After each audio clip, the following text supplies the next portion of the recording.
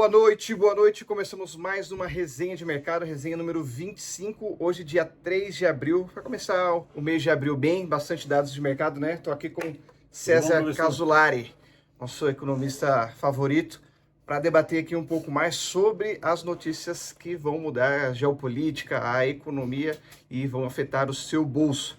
E para a gente não perder o costume, começar com o quê? Com os Estados Unidos não, né? Vamos hoje de resumo, hoje que a gente fechou o trimestre, né? Então a gente vai mudar um pouquinho a sequência. Vamos primeiro dar uma olhadinha ali no semestre passado, para depois a gente falar de cada país especificamente. E como que foi? Vamos lá, estamos começando agora o segundo trimestre do ano, né? O mercado gosta de dividir, a economia também gosta de dividir o ano em trimestres, né? E é interessante também, porque o mês às vezes é um período muito curto, né? E o trimestre a gente já tem um pouquinho mais de dados ali, e muitas coisas acontecem, a gente pode fazer uma análise um pouquinho mais longa, né? O ideal seria, obviamente, bem mais longo, mas o que a gente tem que fazer aqui é estar sempre a par do que está acontecendo no mundo. Um breve resumo que a gente faz aqui do primeiro trimestre, né, é retomar os consensos que a gente tinha no começo do ano. Né? Já foram 3 meses, passaram bem rápido aqui para a gente, pelo menos. E o que a gente via, né, o que a gente lia e tinha de dados do mercado no começo do ano, era que a China estava com um problema ali de crescimento.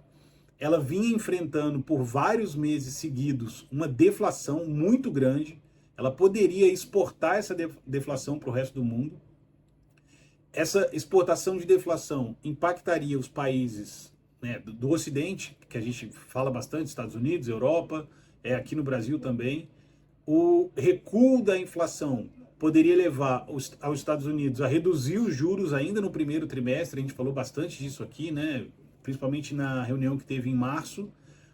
Isso, quando cai os juros nos Estados Unidos, libera dólar para o resto do mundo. Poderia vir o dólar aqui para o Brasil, entrar na bolsa, entrar no mundo financeiro do Brasil.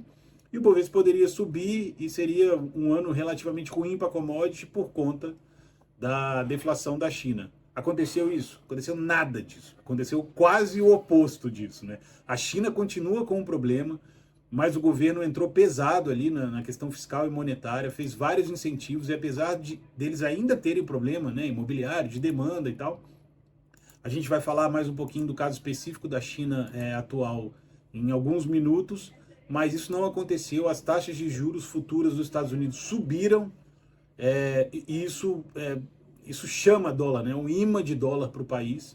Voltou o dólar todo para lá. A gente teve saída líquida grande do Brasil, está por volta de 22 bilhões de dólares de bolsa, né? Só de bolsa. O Ibovespa está aqui 127 mil pontos mais ou menos. A gente começou mais ou menos nesse patamar, então nem andou para cima, nem foi um pouco para baixo, mas a gente teve uma troca de mãos de papéis, né? Os estrangeiros venderam os papéis e levaram o dinheiro para fora. E os brasileiros, pessoa física, fundos e institucionais em geral, entraram comprando esses papéis, então isso manteve o patamar mais ou menos equilibrado ali.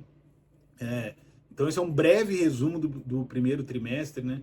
A gente agora entrou no segundo trimestre com algumas perspectivas parecidas e outras um pouco diferentes. Os dados que vêm, principalmente dos Estados Unidos, que é o nosso primeiro país sempre aqui, eles vieram ainda. Parece que o aumento dos juros, né, não tem impacto ainda, né, aonde deveria impactar. Os diretores do Fed vêm falando bastante disso, e a possível redução dos juros lá de março passou para maio e agora já parece que já está para meados do ano. E ainda com possibilidade de postergar, né? Então a economia americana ela segue resiliente, muito do que era esperado, ali, como o César bem pontuou, não tem acontecido. Muito do que aconteceu, né, na economia recente, ela veio de forma artificial, né, veio por conta do Covid, muito estímulo, e era uma coisa que o mundo ainda não tinha vivenciado. Então, quando a gente tentou seguir um pouco do livro-texto, ali, do que diz a teoria, muitas das coisas não se confirmaram, né? E a própria força dos Estados Unidos frente ao mundo, em todas as esferas, tem mostrado que, na verdade, ele é mais forte do que o mercado previa, né?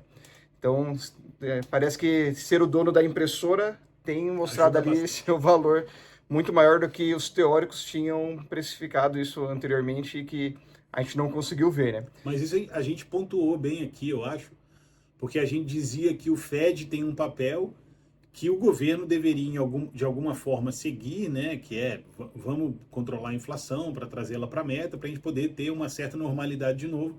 Mas o fiscal dos Estados Unidos continua muito expansionista, né? Isso atrapalhou um pouco os planos aí do Fed. Correto. E vamos então repassar os outros países, né? Os países, né, a gente está falando um pouco já dos Estados Unidos, mas os Estados Unidos ele tem bastante novidade, tem bastante informação de coisas que estão acontecendo e isso pode acabar interferindo ainda mais no que é projetado para a economia, né? Dado essa questão de que a gente tem esperado uma melhora ali no cenário dos juros americanos, que está demorando muito para ceder por conta da força dos Estados Unidos, mas pelo menos a gente tem algumas boas notícias por lá, né? O problema que a gente precisa entender é que tem usado até alguns termos que o pessoal tem usado, que as boas notícias, na verdade, são más notícias para o mercado financeiro. Então, as boas notícias para a economia, ela tem gerado más notícias para o mercado financeiro, e isso não só para os Estados Unidos, mas impacta para a gente, para os mercados emergentes de forma geral, né? Mas como que foi lá os dados econômicos nos Estados Unidos, César? Bom, a boa notícia, né, veio com o PCE, que é o índice preferido do Fed para medir a inflação, e o aumento foi só de 0,26%, quando o consenso era 0,30%. Então a inflação veio um pouquinho abaixo do esperado, ela veio bem abaixo do que vinha, do que a gente teve de resultado nos outros meses, né, no primeiro trimestre. Mas esse é o PCE de março, né, do último mês do primeiro trimestre. Como a gente já falou aqui, o dólar se fortaleceu bastante, os juros de 10 anos dos Estados Unidos subiram muito, e isso gerou declarações lá do pessoal, dos diretores do Fed principalmente. A gente citou em específico o Bostic, eu acho que é o nome dele, e ele disse que de 3 possíveis reduções, ele estava apostando mais em uma, e tem alguns outros que são bem mais conservadores que dizem que provavelmente não vai ter nenhuma, porque a perspectiva de redução está muito menor do que era o esperado. Essa sexta-feira agora, a gente vai falar sobre isso na próxima resenha, vão sair os dados de emprego de março nos Estados Unidos, que é outro dado importante lá. Teoricamente, tem que haver uma certa redução na procura por empregos, né? Eles ainda estão com um índice acima, né, de número de desempregados, tem mais vaga do que número de desempregados ainda. Cerca de 1,5, né? Uma vaga e meia por pessoa. E isso demonstra que a economia ainda está bem forte lá. Apesar disso já não impactar tanto como impactou no passado, a renda real dos americanos estava tão alta que isso impactava muito a inflação. Agora a inflação já está descendo um pouquinho, já está bem mais próxima da meta que o Fed busca. Só que o Fed lá também ele trabalha com um duplo mandato, né? Ele também tem um mandato de emprego, né? De nível de emprego barra inflação para atingir. Então é um outro dado muito importante. Sai sexta-feira, semana que vem a gente comenta aqui para vocês. Esse dado que é conhecido como payroll, né? Ele é um dos principais indicadores aí nesse momento, porque a gente já explicou isso algumas vezes, mas quanto mais gente empregada, né? Vamos falar aqui em termos financeiros, às vezes ele é meio desumano, né? Mas, novamente, nós estamos querendo medir a economia e não se as pessoas têm qualidade de vida ou não, tá?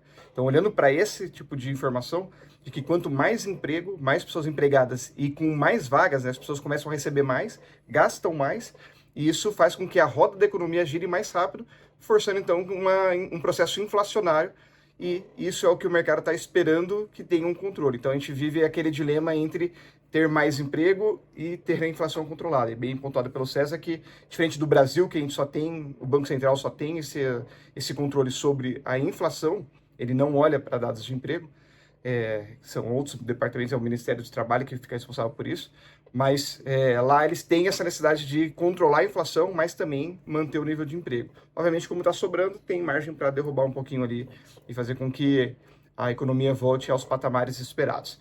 E, falando sobre China, a gente tem ali também um país que está vivendo uma série de estímulos, vive o processo ao contrário, a gente já vem posicionando isso há bastante tempo, que a China está com a economia parando, sendo que eles querem acelerar. Então, o processo lá é um pouco diferente com um país fazendo mais estímulos, enquanto os outros, né, como Estados Unidos e Europa, estão fazendo ao contrário, tentando segurar, né?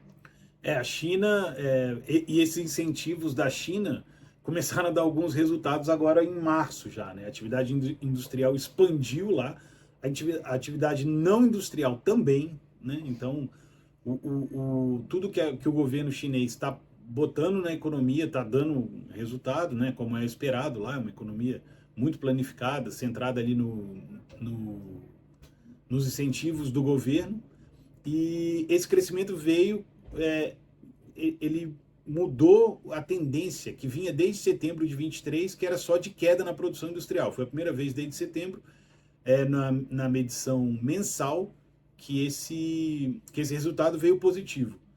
O índice dos gerentes de compras, que é aquele que a gente gosta de analisar também, né? Se vem acima de 50, ele é expansionista, e abaixo de 50, ele é contracionista, ele subiu para 52,7. Desculpa, 52,7 em março, e ele tinha saído de 52,5 de fevereiro. Ou seja, está em terreno expansionista.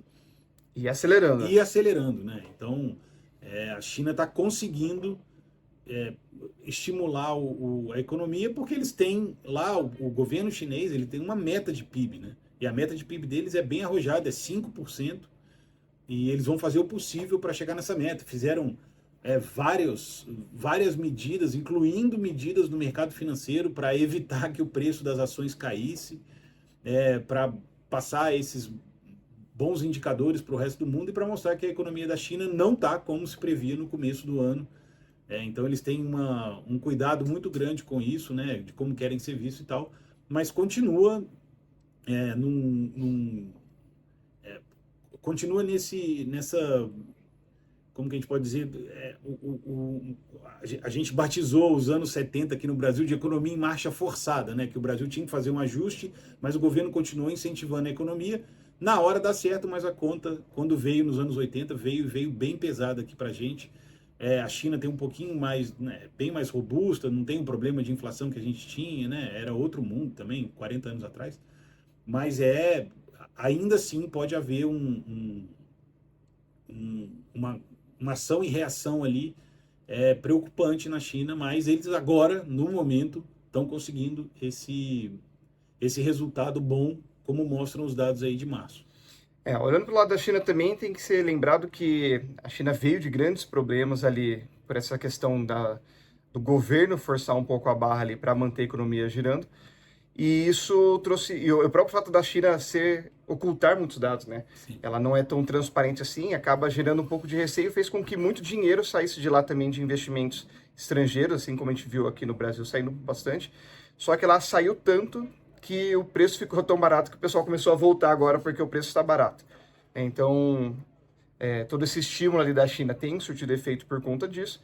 E a gente vendo que esses dados, né, como o PMI, esses dados que vem mostrando que a economia vem acelerando, também são pontos que devem favorecer a China ali no curto prazo, mas bem pontuado pelo César, que temos que avaliar o quanto que isso vai trazer depois de problemas futuros, né? A gente não sabe ainda...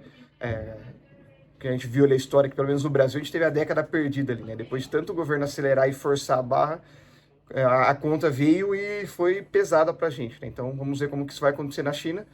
Normalmente a gente não sabe porque ainda existe uma caixa preta ali, né? Que a gente não consegue desvendar, não consegue ter tanta transparência para saber se de fato os dados virão bons ou não, né? E Europa, já com bem menos dados, bem menos informações de atualização do que a semana passada, mas segue ainda buscando ali a retomada econômica e para isso Visa já vem posicionando que deve começar essa desaceleração dos juros antes do que os Estados Unidos, né? Eles tiveram foi um dado importante que saiu na última semana, que foi o dado de inflação, e a inflação teve um recuo um pouco abaixo do previsto do mercado, né? Então eles entraram numa zona de conforto ali em relação à inflação. E como a gente disse semana passada, né, o presidente do Banco Central Europeu já adiantou que não vai olhar para os Estados Unidos, né, não vai esperar os Estados Unidos começar a cortar taxa para eles poderem cortar. Então tá sendo esperado um corte de taxa na Europa já para esse primeiro semestre, né? Pode ser na próxima reunião ou, se não, na outra, dado que os dados de economia lá estão bem mais tranquilos e tal, eles estão num terreno diferente, né, como a gente pontua aqui, em vez de baixar os juros, eles estão precisando baixar os juros para estimular a economia lá, diferente de outros países que a gente acompanha aqui. Na Argentina também, a gente segue com notícias similares, o Milei ainda tentando fazer vingar ali o seu plano de governo, que foi prometido nas eleições, e que tem encontrado bastante barreira, mas não vai poder falar que não tentou, né? Então tem tentado bastante. Aquela medida que ele falou de 70 mil de demissão, né, o fim do contrato de 70 mil funcionários públicos, foi confirmado que 15 mil não foram renovados. Tá gerando ainda, né, bastante protesto lá. Essa semana as notícias foram menos econômicas do que bélicas, quase na Argentina, até porque o Milei, né, teve a comemoração aí de, acho que 30 anos da Guerra das Malvinas, e o Milei botou em pauta isso de novo, né, disse que vai tentar por outros caminhos reaver ali as Malvinas. Isso. Para a Argentina por outros meios que não seja, obviamente, a guerra. Então, as notícias na Argentina nessa semana foram menos importantes para a gente aqui, né, para o Brasil e para os investidores, e mais de política mesmo do dia a dia ali, coisa que a gente está bem acostumado aqui no Brasil, com protesto, com briga no Congresso e tudo mais. Já aqui no Brasil a gente vive de notícias favoráveis, mas esse governo, como qualquer outro, gosta de apagar ali o nosso fogo. Quando a gente começa a vir com tudo, ter grandes possibilidades de ter resultados muito positivos, né, que fique bem claro que não é uma crítica ao governo atual, acho que é uma crítica ao governo geral do brasileiro. Parece que quando a gente começa a engrenar alguma coisa, surge alguma notícia ali que desabona ali e tira todo o nosso mérito ali de crescimento. É o voo de galinha. É o voo de galinha. Quando a gente começa a preparar para ter um grande voo, vem o governo e segura ali, puxa a gente pelos pés ali, né? Então, a gente viu ali, a gente que era visto como um dos principais países para conseguir atrair investimento do mundo inteiro, assim como o César já apontou também no começo do resumo. A gente viu que todo aquele potencial que estava florescendo ali, na verdade, já murchou, né? Vamos também fazer um breve resumo aqui do primeiro trimestre no Brasil, né? Os mercados globais, os mercados financeiros, as bolsas do mundo tiveram um ótimo desempenho e o Brasil teve um desempenho de menos 4% na bolsa. Foi um dos piores mercados emergentes, né? Medidos ali pelos ETFs que medem os mercados emergentes em dólar. O Brasil foi bem mal, foi o pior de todos.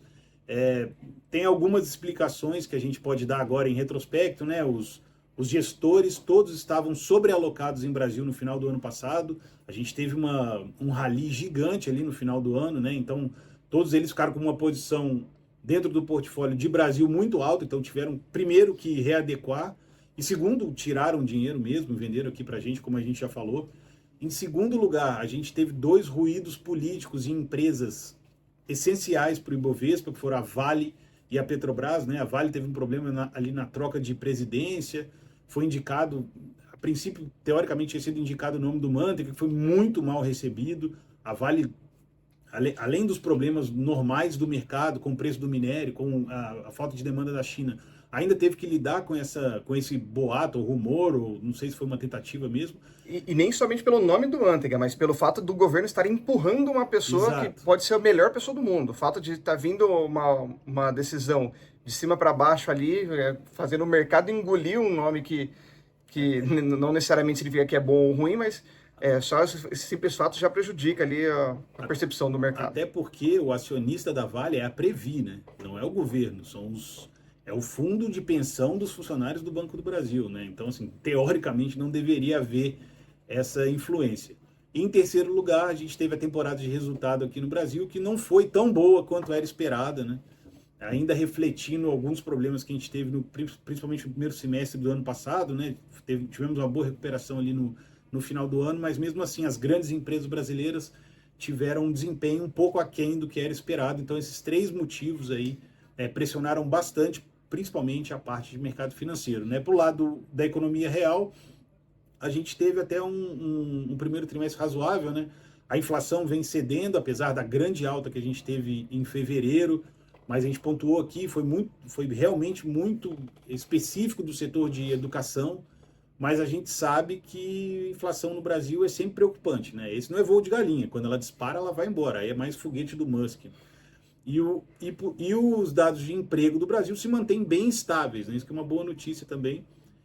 O Banco Central fez mais um corte, né, de taxa de juros no primeiro trimestre. Então, botando na balança aí, o mercado financeiro sofreu um pouco, mas a economia real do Brasil dá bons sinais, pelo menos até o que a gente tem de dados até agora, né? Não conseguimos ainda os muito recentes, mas do primeiro trimestre são esses. E só para pontuar mais uma coisa, ontem o Banco Central fez a primeira intervenção no câmbio desde 2022, né? Isso deu um bafafá danado no mercado, né? Muita gente falando que era por conta do dólar ter passado da marca de R$ 5 novamente. O Banco Central, o próprio presidente do Banco Central veio a público falar que o motivo é o vencimento de umas NTNs que não existem mais, a NTN A3, que era atrelada ao câmbio, que vão ter vencimentos agora no meio do mês de abril, num montante grande, se eu não me engano, são bilhões e bilhões de dólares que o governo tem que pagar. E o swap do Banco Central é bem simples. Ele coloca quem tem dívidas ou receitas para receber em dólar não quer se proteger da variação do dólar. Então ele pega um contrato que o Banco Central garante uma estabilidade do dólar e ele paga para o Banco Central o CDI do período. Então ele faz tipo uma troca, né? Swap é uma troca de taxas e é isso que o Banco Central faz, de uma forma bem resumida, pelo amor de Deus. Então, e esse indicador deu uma mexida no mercado também aqui, né? O pessoal ficou bem assustado com isso, né? Não acontecia desde dezembro de 2022 uma entrada do Banco Central, uma interferência do Banco Central no mercado cambial.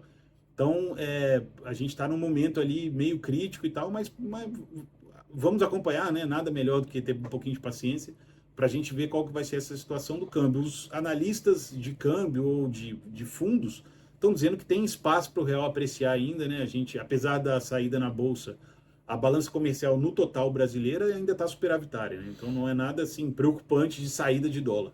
A gente viu ali que o câmbio nos últimos períodos aí, né, até anos, a gente viu que ele tem flutuado ali entre 4,80 e 5,20, né? Só que já faz um bom tempo que ele já tem ficado abaixo dos R$ 5, ele estava mais flertando com os 4,80, alguns analistas e economistas até já precificando ele por volta de 5,70, 5,60, desculpa, 4,60, 4,70 para o final do ano.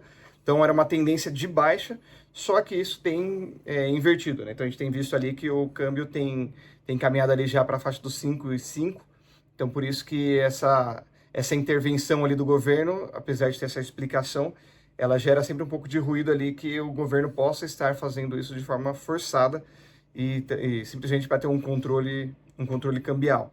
E aí, o ruim também é que quando o mercado ele começa a perceber que o governo está querendo intervir, está querendo controlar numa faixa, fica mais fácil pro mercado arbitrar, né, e começar a operar em cima do governo. Então, qualquer sinalização ali, por isso que o governo talvez até esteja fazendo, mas tem que desmentir, tem que mostrar que se ele tiver acertado ali aquela região acima do 5 como uma região perigosa que ele vai intervir, o mercado começa a pressionar e vai querer medir forças com o governo. Vai bater no dólar. Exatamente. Então, por isso que é importante que o governo não deixe isso tão claro, qual que é a região que ele vai atacar. Mas também tem outras notícias além da parte de economia, né? Temos também notícias que diz respeito ao crescimento da população, né? O Brasil teve queda no número de nascimentos pelo quarto ano seguido, chegou ao menor patamar de crescimento desde 1977, mais de 40 anos atrás. E em 2022, né, são dados de 22, obviamente, 2023 ainda não está fechado, foram 2 milhões e 500 mil nascimentos, mais ou menos, com uma queda de 3,5% em relação a 2021. Né? Então, o problema que a gente fala que tem na China já está chegando aqui no Brasil. A maioria das regiões brasileiras teve redução de nascimentos e o Nordeste está liderando com menos 6,7%, o Norte também menos 3,8%. Só no Mato Grosso e em Santa Catarina que esse índice foi positivo, né? No número de registros de nascimentos. Ao mesmo tempo que isso vem acontecendo, a gente está tendo cada vez menos nascimentos, a gente sabe que a população brasileira está vivendo cada vez mais, né? Então a gente está pode enfrentar um problema de primeiro mundo tendo uma economia de país emergente, né? Isso talvez seja o pior dos cenários possíveis, né? E, ao mesmo tempo, o número de casamentos subiu 4%, mas o número de divórcios subiu 8%.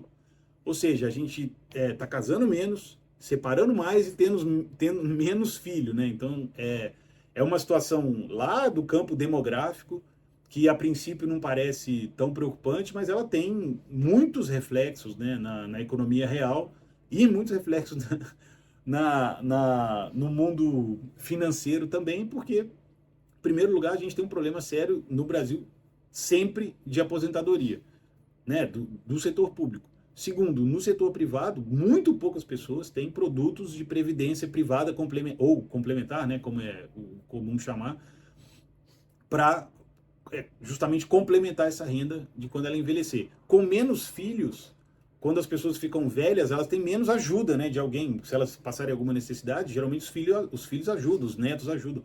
Com menos filhos, vai ter menos ajuda direta ali dentro da família mesmo, para fazer para trazer esse auxílio.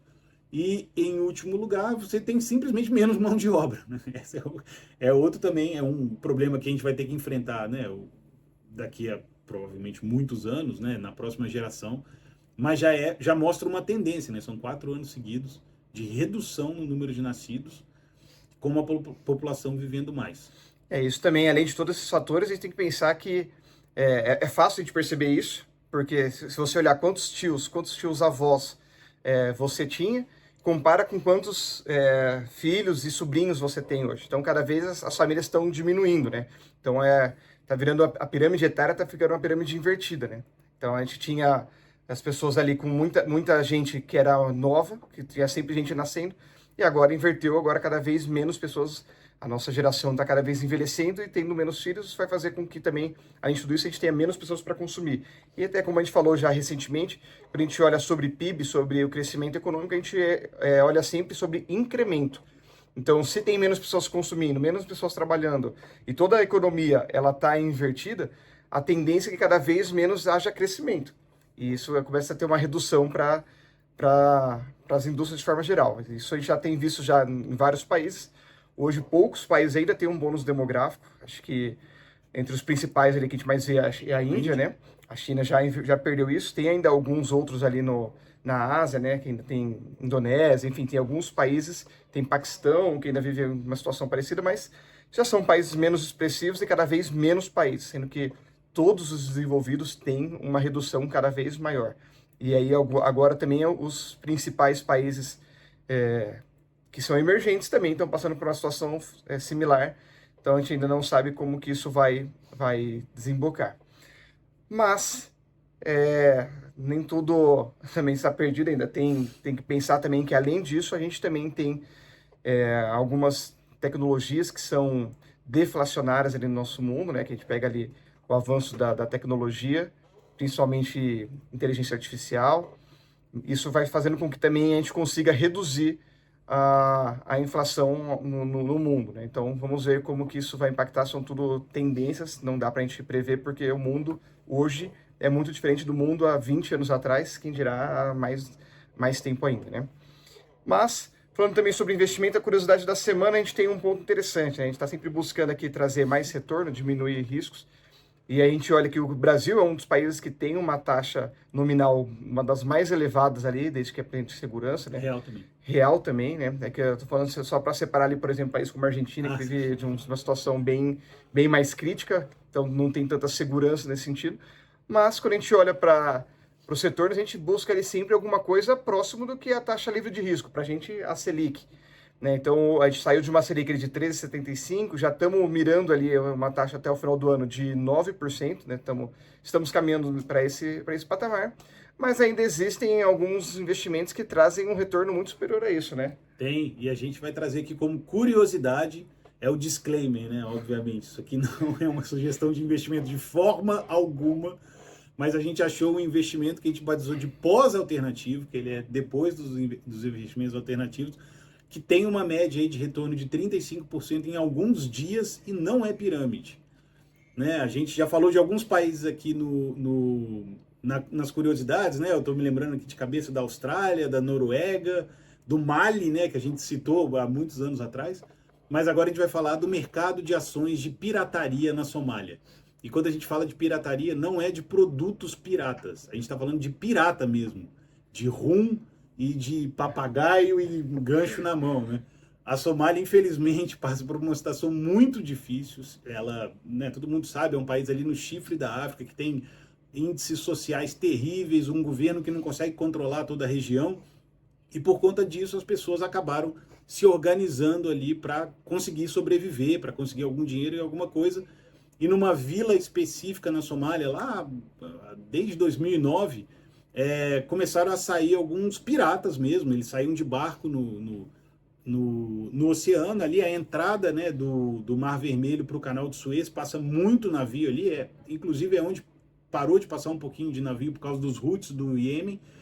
E esses piratas da Somália iam, atacavam os barcos e a princípio pegavam mantimento, pegavam alguma coisa. Quando eles começaram a perceber que aquilo podia ser muito mais lucrativo do que eles esperavam. Se eles tivessem barcos melhores, se tivessem mais tecnologia, se tivessem mais combustível e armas, principalmente, eles poderiam sequestrar o navio e pedir um resgate.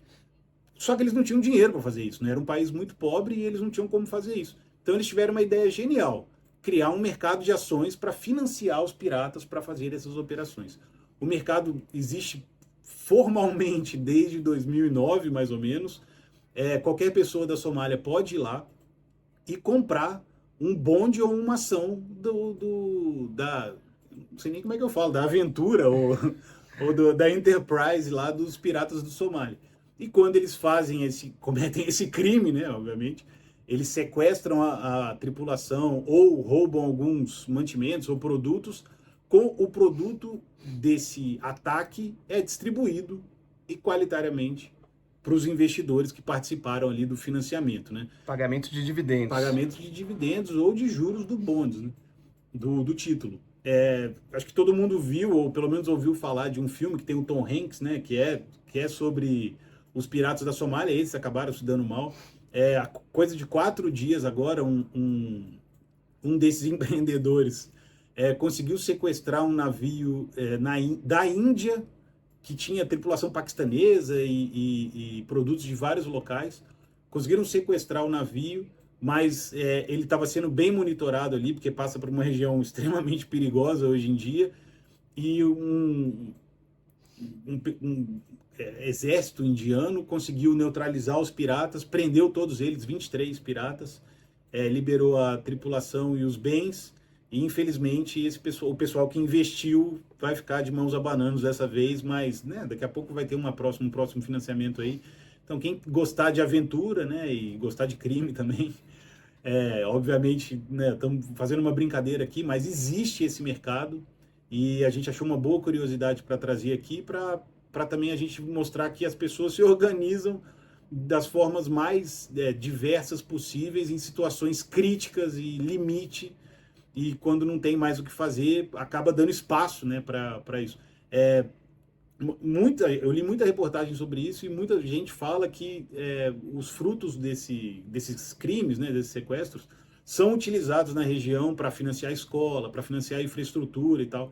Mas ele poderia, né, a gente entende que como tem ali pessoas dispostas a fazer coisas extremamente perigosas para conseguir dinheiro para eles e para melhorar um pouco a região, né, podia ser canalizado para alguma coisa melhor, que não fizesse outras pessoas sofrer e não trouxesse um dano tão grande para o mercado mundial, né? Está estimado ali a perda por volta de 12 bilhões de dólares só na ação dos piratas ali da Somália.